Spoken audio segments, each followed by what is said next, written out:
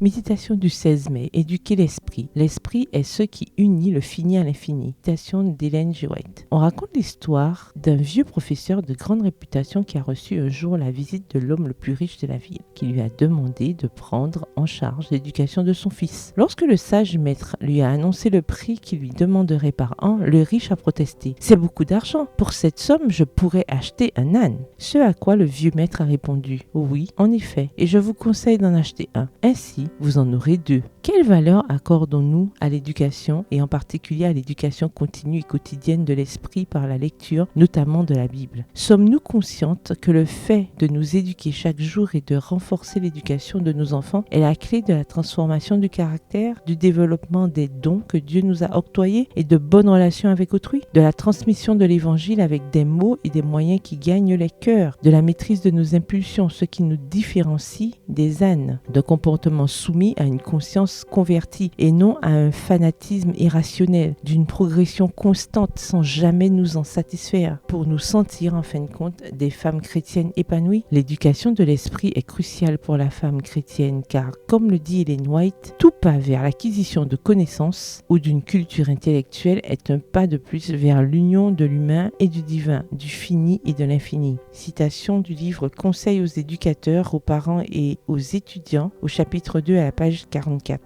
Éduquer dans une perspective chrétienne, c'est transmettre et acquérir une conception équilibrée de notre liberté. C'est apprécier la vie et les talents comme un don de Dieu et les développer dans l'intérêt de son royaume. C'est voir l'autre comme ce qu'il est, un être créé par le Père et racheté par le Fils. C'est enseigner l'amour comme le principe qui doit motiver nos actions. C'est découvrir dans la nature l'empreinte indélébile de la création. C'est apprendre à tout examiner et à ne retenir que le bien, à s'abstenir de toute espèce de mal, voir 1 Thessaloniciens 5, les versets 21-22. C'est se réjouir de constater l'affinement de notre personnalité. Par conséquent, cher ami qui lisez ces lignes, ne cessez pas d'apprendre, d'étudier, de lire, de vous éduquer et d'éduquer vos proches. Apprendre pour grandir dans la connaissance de Dieu, qui est le commencement de la sagesse, et progresser dans tous les sens. Car la connaissance affine notre vision du monde alors que l'ignorance nous abrutit. Le verset du jour se trouve dans Proverbe 19, le verset 8. Dans la version Parole de vie, une personne qui apprend à réfléchir se fait du bien. Celle qui fait des efforts pour comprendre réussit. Bonne journée, que l'Éternel vous